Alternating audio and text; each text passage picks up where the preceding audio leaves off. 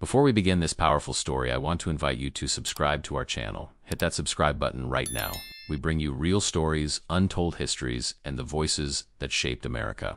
Stories like the one you're about to hear deserve to be shared, remembered, and passed on.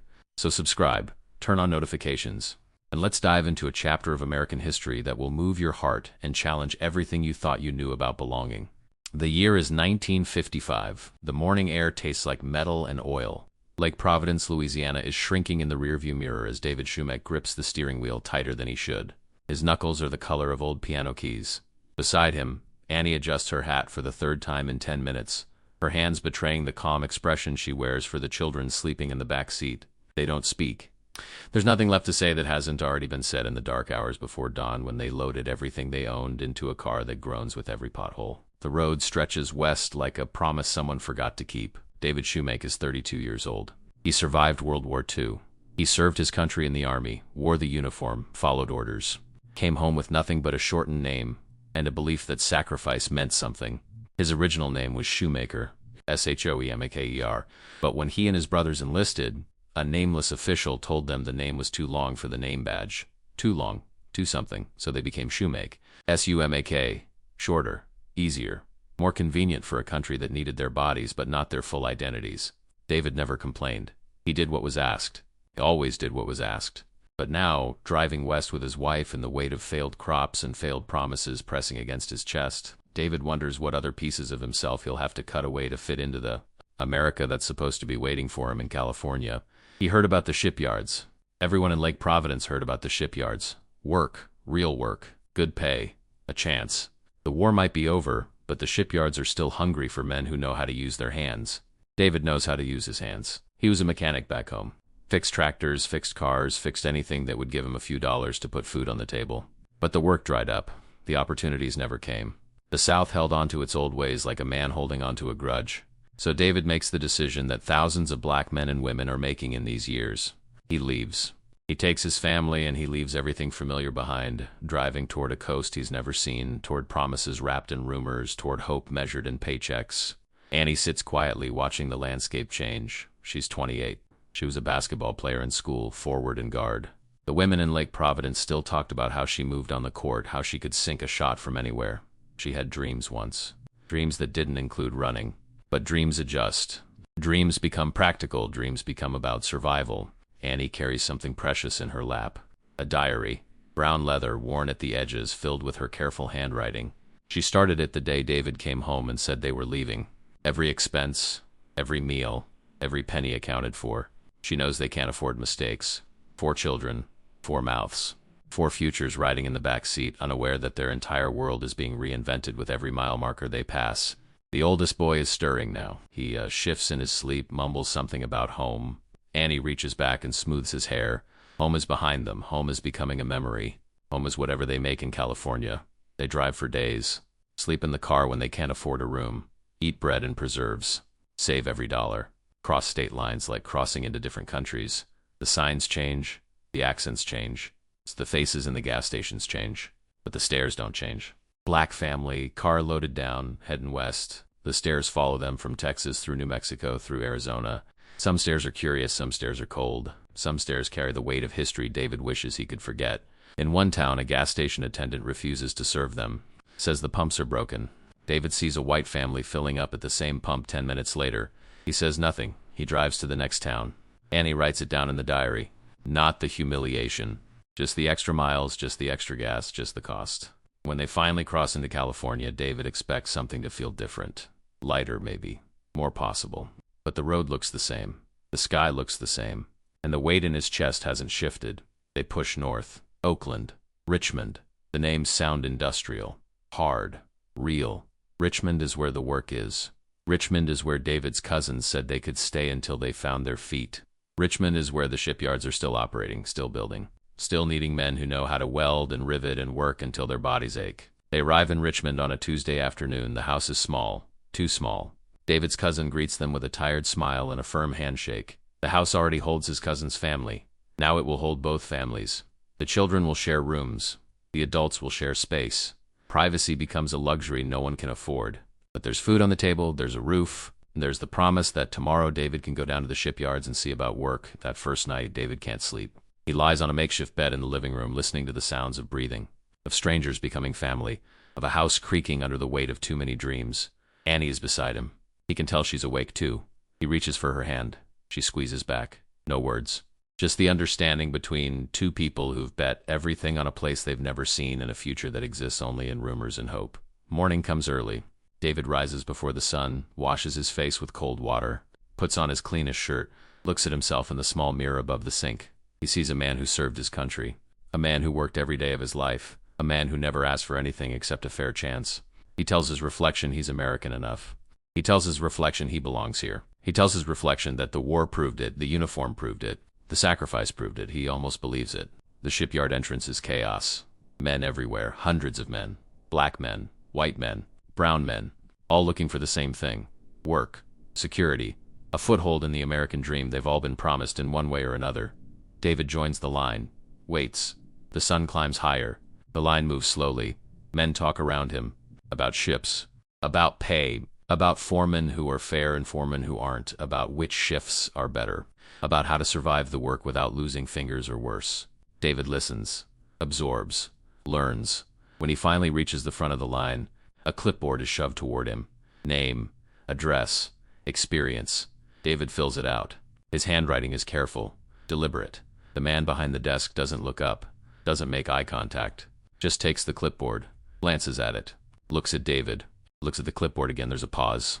A calculation happening behind the man's eyes. David knows that calculation. He's seen it his whole life. The mental arithmetic of skin color and opportunity. The measurement of worthiness based on melanin. The man stamps the clipboard. Next, David is in. He's hired. He's going to work in the shipyards. Relief floods through him like warm water. He wants to run back to the house. Tell Annie. Tell the children. Tell them it's going to be okay. They made the right choice. The sacrifice was worth it. But he doesn't run. He walks. Steady. Measured. Like a man who knew all along he would get hired. Like a man who belongs. The work is brutal. David knew it would be hard, but knowledge and experience are different languages. The shipyards are a cathedral of metal and noise. Sparks rain down like angry stars. The air is thick with the smell of hot steel and sweat and oil. Men work in teams, welding, riveting, building ships that will carry goods and people across oceans David has never seen. The shifts are long, 10 hours, 12 hours, sometimes more. The pay is better than anything David made in Louisiana, better than anything he imagined possible. But the cost is measured in aching muscles and burned hands and exhaustion that settles into bones. David works hard, harder than most. He shows up early, stays late, never complains, does exactly what's asked, and then does more. He's proving something. To the foreman, to the other workers, to himself. He's proving he belongs, that he's American enough, that his service in the war meant something, that the uniform he wore counts for something in this civilian world. But the shipyard operates by rules that aren't written down anywhere. Invisible lines that everyone knows and no one acknowledges. Black workers and white workers occupy the same space but different worlds. The break areas are segregated, not officially, not legally, but by practice, by tradition, by the silent agreement that some spaces are for some people and other spaces are for others. David learns quickly. He learns where he can sit, where he can't, which water fountains to use, which bathrooms are safe, which foreman will give him a fair shake, and which ones will work him twice as hard for half the respect. There's one foreman in particular, Harris, a thick man with a red face and a voice that carries across the entire yard. Harris is the kind of man who measures his authority by how many people he can diminish in a single day. He watches the black workers differently, critiques them louder, assigns them the dirtiest jobs, the most dangerous positions. David catches Harris watching him one afternoon, just standing there, arms crossed, expression unreadable. David keeps working, doesn't make eye contact, doesn't acknowledge the scrutiny, but he feels it, like sunburn, like something he can't see but knows is there. 3 weeks into the job, David makes a mistake. Small, insignificant, a measurement off by a fraction. The kind of error that happens a dozen times a day on a shipyard floor where precision battles exhaustion and exhaustion usually wins. David catches it immediately, fixes it, moves on. But Harris sees it. Harris sees everything. He descends on David like a storm, shouting, loud enough that the entire section stops working, loud enough that every head turns, every eye watches. Harris plants himself in front of David, inches from his face, close enough that David can smell coffee and cigarettes on his breath. "You people," Harris says. The words land like stones. You people come here, take jobs, can't even do simple work. You people think you're American enough to work here, think wearing a uniform makes you belong. The speech goes on, gets louder, gets meaner. Harris is performing now, using David as an example, as a warning, as a reminder to every black worker within earshot that belonging is conditional, temporary, revocable at the whim of men like Harris. David stands still, doesn't respond, doesn't defend himself, doesn't point out that the mistake was minor, that he fixed it, that white workers make the same mistakes every single day without public humiliation. He stands there and takes it because responding would mean losing the job, and losing the job would mean failing his family, would mean the 1,000-mile journey from Louisiana was for nothing, would mean the diary Annie keeps tracking every penny, every meal, every expense, would become a record of failure instead of survival. When Harris finally finishes, when the show is over, he walks away. David returns to work, hands steady, expression neutral, but inside something is breaking. Not breaking apart, breaking open. A door opening onto rage David didn't know he could feel. Rage at Harris. At this system Harris represents. An America that asked him to serve in war but won't treat him like a full citizen in peace. At the uniform that means everything and nothing at the same time. At the sacrifice that bought him nothing except the right to be humiliated in public. That night David comes home late. Annie is waiting. She sees it in his face immediately. The weight, the wound. She doesn't ask what happened. She knows. She's heard the stories from other wives.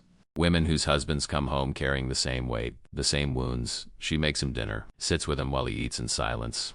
Later, after the children are asleep, after the house settles into its nighttime rhythms, she opens her diary. She writes, not about David's humiliation, not about Harris, not about the injustice. She writes about the cost of milk, the price of bread, the expenses they can control, the things that have answers. Numbers make sense when nothing else does. David works the next day and the next and the next. He doesn't quit. Quitting would be surrender. Quitting would validate Harris's words. Quitting would make you people true. So David shows up, does his work, keeps his head down, keeps his rage contained. Other black workers notice. They nod at him, respect him, recognize the discipline it takes to swallow anger day after day, to show up to a place that barely tolerates your presence, to work twice as hard for half the recognition, to be American enough in your own mind even when everyone around you questions it. Weeks pass. The work continues. David's hands grow calluses. His body adjusts to the brutality of the labor. He learns the rhythm of the shipyard, learns which workers are allies and which ones are Harris's people, learns how to navigate a world built on respect that's conditional and belonging that's negotiable. Annie keeps her diary. The entries grow longer, more detailed. She's not just tracking expenses anymore. She's creating a record, a history, proof that they existed, that they sacrificed, that they built something out of nothing, that they were American enough even when America said they weren't. The children start school. The oldest boy comes home one day with questions. Why do the white kids sit in one section of the cafeteria? Why does the teacher call on them more? Why do some parents look at him like he doesn't belong? David and Annie don't have good answers. How do you explain to a child that the country he was born in doesn't always see him as fully belonging? How do you tell him that skin color determines worth in ways that make no logical sense?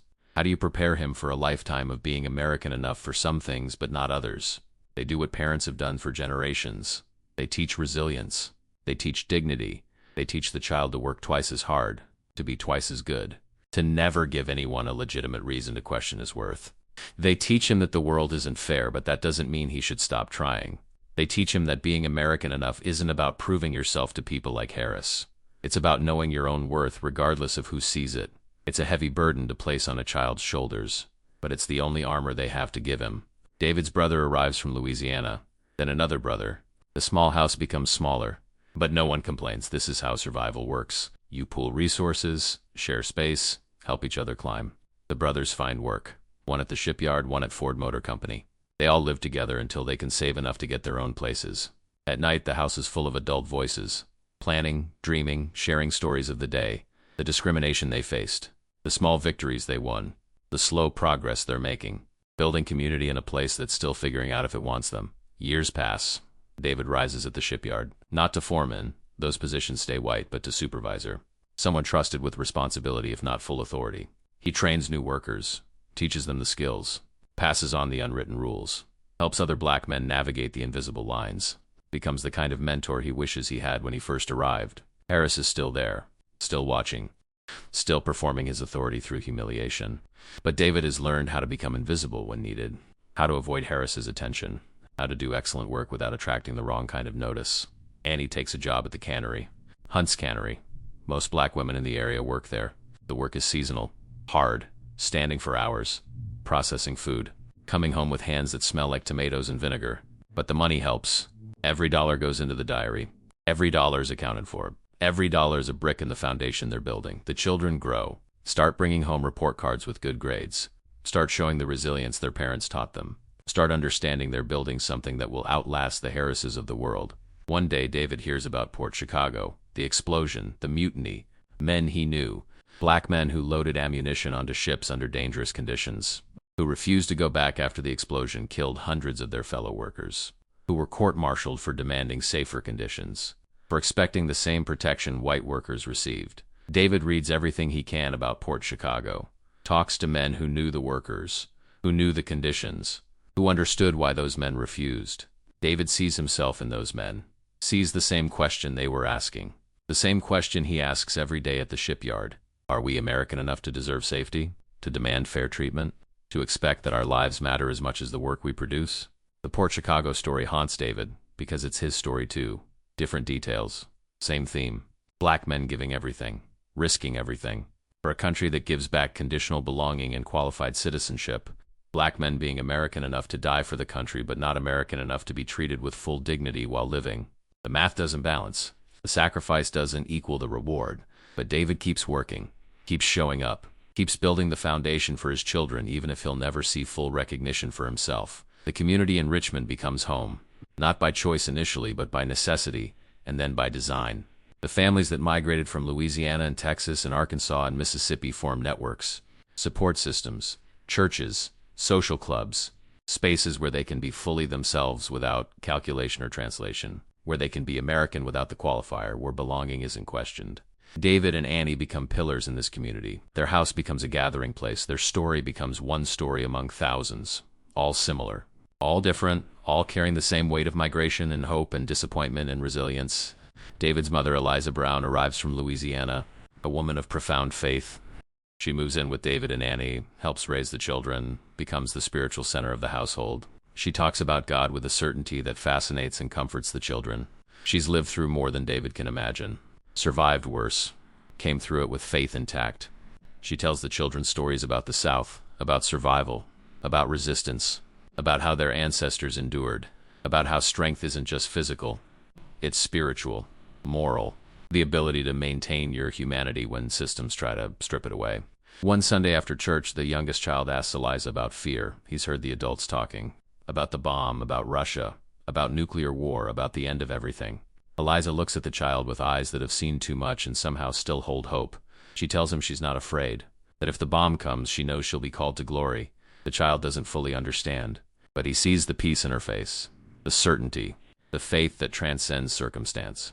Years later, he'll remember that moment, remember that peace, understand that his grandmother possessed something money couldn't buy and discrimination couldn't touch, a sense of belonging that had nothing to do with geography or politics or the opinions of men like Harris, a belonging rooted in something deeper. David continues at the shipyard through the 50s, watches the facility change, watches the workforce change, watches the country change. Slowly, painfully, the civil rights movement erupts. Television brings images of protests and police dogs and fire hoses, of people who look like David demanding rights that should be automatic, of young people sitting at lunch counters, riding buses, marching. David watches and feels complicated things: pride, anger, regret. Pride that his children's generation isn't accepting what he accepted, anger that it takes this much sacrifice for basic dignity, regret that he couldn't be braver, couldn't fight back against Harris, couldn't demand more. But then he looks at his children, sees them healthy, educated, thriving despite everything, realizes that his choice to endure, to survive, to provide, that was its own kind of resistance, its own kind of bravery. Annie's diary fills up. She starts a new one, then another. The diaries become a chronicle, not just of expenses, but of a life, a family, a migration, a survival story written in numbers and occasional observations. Sometimes she writes about David, about seeing him come home exhausted, about the weight he carries, about her wish that she could carry some of it for him, about her fear that the weight will break him, about her admiration that it hasn't. She writes about the children, their achievements, their questions, their gradual understanding that the world operates by rules that aren't fair but are real. She writes about money, always about money, because money is control, money is security. Money is the difference between surviving and thriving. She tracks every penny, knows where every dollar goes, creates budgets that stretch resources impossibly thin but somehow work. The diary keeps 4 kids fed, keeps them clothed, keeps them in school. The diary is Annie's weapon against chaos, her tool for building order in a world that constantly threatens to overwhelm them. The diary is proof that they matter, that their lives have value, that their story deserves to be recorded even if no one outside the family ever reads it. The Ford motor plant opens. David's brother gets a job there, works the assembly line. The pay is good, better than the shipyard in some ways. David considers switching, but he's built seniority at the shipyard, has relationships, knows the system. Change is risky, so he stays. But he watches his brother thrive at Ford, watches him rise to supervisor, watches him start up the plant every morning, watches him build his own success. David is proud, jealous sometimes, but mostly proud, because his brother's success validates the migration, proves the sacrifice was worth it, shows that the journey from Louisiana wasn't in vain. The neighborhood changes around them. Richmond fills with families like theirs, black families from the South, Latino families from Mexico and Central America, working families building lives in the shadow of industry. The neighborhood becomes vibrant, loud, full of children and music and life. The Iron Triangle, they call it, bounded by industry, shaped by it, defined by it, but not defeated by it. The families create community in the spaces between the shipyards and the refineries, create joy in the margins, create belonging where America said they didn't fully fit. David and Annie buy a house, their own house on 2nd Street, a small house. Nothing fancy, but theirs. The mortgage is heavy, the payments are steep, but Annie's diary makes it work. Her careful tracking, her disciplined spending, her ability to stretch dollars in ways that seem impossible. They sign the papers, get the keys, walk through rooms that belong to them. It's a profound moment. Ownership, stability, proof that they've made it in some fundamental way, proof that they've built something that will outlast them, proof that they were American enough after all. Not because America granted them permission, but because they claimed it for themselves. Years accumulate. The children grow into adults, graduate high school, some go to college, others go into trades. All of them carry forward the lessons David and Annie taught them. Work hard, maintain dignity, help your community. Don't accept less than you deserve, but understand that the fight for equal treatment is ongoing. They spread out across the Bay Area, build their own lives, start their own families, carry forward the migration story, add their own chapters. David retires from the shipyard in the late 70s. His body is worn from decades of hard labor. His hands are scarred, his back aches, but he's proud of what he built. Not just the ships, though he helped build hundreds of them, but the life, the family, the community. The foundation that allows his children and grandchildren to dream bigger than he ever could. He thinks about Harris sometimes, wonders if the man ever understood the damage his words caused, wonders if Harris knew that American enough isn't something someone else grants you. It's something you claim for yourself, it's something you prove through survival, through resilience, through the refusal to be diminished by small men with small visions. Annie retires from the cannery, her hands are worn too, but she still keeps the diary, still tracks expenses. The habit is too deep to break, but now she adds other entries. Reflections, memories, stories she wants to make sure get passed down. She writes about the journey from Louisiana, about the first nights in Richmond, about David's humiliation at the hands of Harris, about the slow building of a life, about the community that formed, about the faith that sustained them, about Eliza and her unshakable peace, about the children and grandchildren, about the cost and the reward of migration, about being American enough in a country that constantly questioned it. The house on 2nd Street becomes a landmark. The house David and Annie bought when everyone said they couldn't. The house they raised their children in. The house that hosted countless family gatherings and community meetings. The house that proved ownership was possible, that stability was achievable, that the American dream, however complicated and qualified and hard-won, was real for those willing to pay the price. Annie stays in that house even after David passes, even as the neighborhood changes again, even as violence increases and opportunities decrease. She stays because the house is more than wood and nails. It's a testament, a monument, a diary written in physical form. The grandchildren ask questions. Tell us about Louisiana. Tell us about the migration. Tell us about the shipyards. Tell us about grandfather. Tell us why you came. Tell us what it cost. Annie tells them, shows them the diaries, lets them read the careful entries, the tracked expenses, the recorded history. She tells them about Harris, about the words that tried to diminish their grandfather, about how David stood there and took it because he was building something bigger than his own ego, something that would outlast Harris and his kind. She tells them about being American enough, about how the question itself is wrong, about how belonging isn't something others bestow, it's something you are by virtue of being here, of contributing, of building, of refusing to leave when people like Harris make it clear you're not welcome. The grandchildren carry the story forward. Some become activists, fighting for justice in ways their grandparents couldn't. Some become business owners, building wealth in ways their grandparents dreamed about. Some become teachers, nurses, engineers, artists. All of them carry the migration story, the sacrifice story, the survival story. They carry it as burden and blessing, as history and hope, as evidence that the journey from Louisiana to Richmond, from exclusion to inclusion, from not American enough to undeniably American, was worth every humiliating moment, every aching muscle, every tracked penny in Annie's diary. The diaries survive, passed down through generations, fragile paper holding permanent truth, a record of costs and expenses that tells a larger story about the price of migration, the cost of dignity, the expense of building a life in a country that constantly questions your right to be there. Future historians could use these diaries to understand the Great Migration not as statistics, but as lived experience, as choices made by real people with real fears and real courage, as the daily mathematics of survival, as proof that being American enough was never about meeting someone else's standard. It was about setting your own standard and living up to it, regardless of who was watching or judging or trying to diminish you. David Shoemake served in World War II, wore the uniform, followed orders, came home, shortened his name because someone said Shoemaker was too long, worked in shipyards where Foreman questioned his belonging, built ships that sailed around the world, raised children who became productive citizens, bought a house, created a community, lived a life that proved every day that he was American enough. Not because anyone granted him that status, but because he claimed it, earned it, built it with his own hands and his own sacrifice and his own refusal to accept less than what he deserved. Annie Shoemake was a basketball player who became a cannery worker, who became a record keeper, who became a matriarch. Her diary kept 4 kids fed, but it did more than that. It kept a family together, kept hope alive, kept the story intact. Her careful tracking of expenses became a tracking of worth, of value, of the cost of the American dream when you have to buy your way in through sacrifice and endurance and the daily choice to keep going when everything says stop. The story of David and Annie is the story of millions, black families who migrated north and west, who left the South looking for opportunity, who found work but not always welcomed, who built lives in the spaces between acceptance and rejection, who became American enough by their own definition because America's definition was always going to be insufficient, incomplete, conditional. Harris, the foreman with his red face and his loud voice and his "you people" speech, represents a truth about America that's uncomfortable but necessary to acknowledge.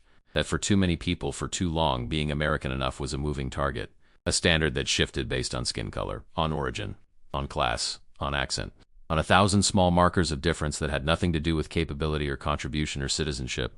Harris represents the gatekeepers, the definers, the men who claim the authority to determine who belongs and who doesn't, who matters and who doesn't, who's American enough and who's forever an outsider.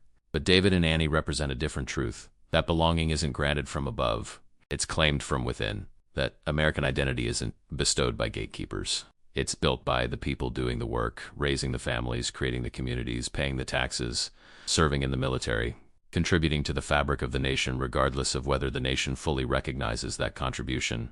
David and Annie were American enough the moment they decided they were, the moment they loaded up the car in Louisiana, the moment they drove west toward hope, the moment they worked and saved and built and endured, the moment they refused to let Harris's words define their worth. The shipyards where David worked eventually closed. The Ford plant where his brother worked eventually closed. The cannery where Annie worked eventually closed. But the legacy they built didn't close. It spread, through children, through grandchildren, through grandchildren, through a family tree that grew from Louisiana soil and California dreams, through a story that begins with migration and sacrifice but doesn't end there. That continues with education and activism and business ownership and community building. That continues with the insistence that being American enough was never the right question, because it implies that Americanness is something that can be measured and found wanting, that some people have to prove what others inherit as birthright. The real question isn't whether David and Annie were American enough. The real question is whether America was worthy of their sacrifice, of their faith, of their belief that despite Harris and despite the discrimination and despite the conditional belonging, the country was still worth building a life in, worth raising children in, worth staying in even when leaving would have been easier. That's the question the diaries answer. The careful tracking of expenses, the recorded costs, the daily mathematics of survival, they answer yes. Not because America earned it, but because David and Annie decided it was worth it. because they chose to be American on their own terms, to define belonging for themselves, to build a legacy that proves citizenship isn't about papers or permissions. It's about presence, about contribution, about the refusal to be erased. The house on 2nd Street still stands. The neighborhood has changed. Violence came in waves. Economic opportunity ebbed and flowed. The industrial base that drew David and thousands like him eventually crumbled. Richmond today struggles with many of the same issues: race, class, opportunity, violence. But the house stands. A small monument to the reality that families like the Shoemakes built something permanent. Something that survives economic shifts and social changes. Something rooted in the simple truth that home is what you make it. That America is what you make it. That being American enough is what you decide it means, regardless of what the Harrises of the world declare. This is the story that needs telling. Not just the Shoemakes specifically, but the millions of families like them who migrated, who sacrificed, who endured, who built, who created a community where none existed, who claimed American identity not because it was freely given, but because they earned it through the daily choice to stay, to work, to raise families, to contribute, to belong, despite all evidence that belonging was contingent and citizenship was qualified and opportunity was rationed based on factors beyond anyone's control. The diary Annie kept serves as more than a budget. It's a historical document, a primary source that tells the truth about what it cost to be black in America in the 1950s, what it cost to migrate, what it cost to build a life, what it cost to maintain dignity in the face of humiliation. The numbers tell a story about sacrifice measured in pennies, about dreams deferred but not abandoned, about hope that persists even when logic says it shouldn't. If you could read Annie's diary, you'd see entries like these: bread, 10 cents, milk, 15 cents, shoes for the children, $2 saved over 3 months, rent, $35, electric, $5. Every week, every month, every year, the entries accumulate. The expenses add up. The total isn't just financial. It's emotional, psychological, spiritual. The cost of being American enough when America questions whether you are. But you'd also see entries of different kind. The ones Annie added later. Joy, the children's graduation, pride, David's promotion, gratitude, the house purchase, love, family, gatherings, faith, Sunday services where the community came together. These entries don't have price tags. They're measured differently, in meaning rather than money, in legacy rather than expense, in the understanding that what they built together, David and Annie and Eliza and the whole migrant community, was worth more than any cost they paid. The story ends but doesn't end. David passes. Annie stays in the house. The children grow and spread and build their own lives. The grandchildren ask questions and learn stories and carry forward the legacy. The diaries get preserved, passed down, protected, a record for future generations. A reminder that history isn't just presidents and wars and legislation, it's also about families, about the choices people make, about the prices they pay, about the dignity they maintain when systems try to strip it away, about being American enough by your own definition when the country's definition keeps changing to exclude you. One of David and Annie's grandchildren grows up to become a reverend. He's born in 1958 in Richmond in the house his grandparents bought. He's raised hearing stories about Louisiana, about the migration, about the shipyards, about Harris, about being American enough. These stories shape him, give him context, help him understand that the struggles he sees in Richmond in the 1980s and 1990s and 2000s aren't new. They're continuations, different forms but same roots. The grandson becomes a community organizer, fights against violence, creates tent cities to stop homicides, builds coalitions across racial lines, does the work his grandfather did in a different way, claiming space, building community, insisting on dignity, refusing to accept that some lives matter less than others. The grandson carries his grandfather's legacy forward, carries the migration story forward, carries the lesson that being American enough is self-defined, that belonging is claimed not granted, that citizenship is proven through action, not bestowed through permission. The grandson stands in tent cities in Richmond in 2006, surrounded by young men who are told through 1,000 small acts that they don't belong, that they're not American enough, that their lives matter less.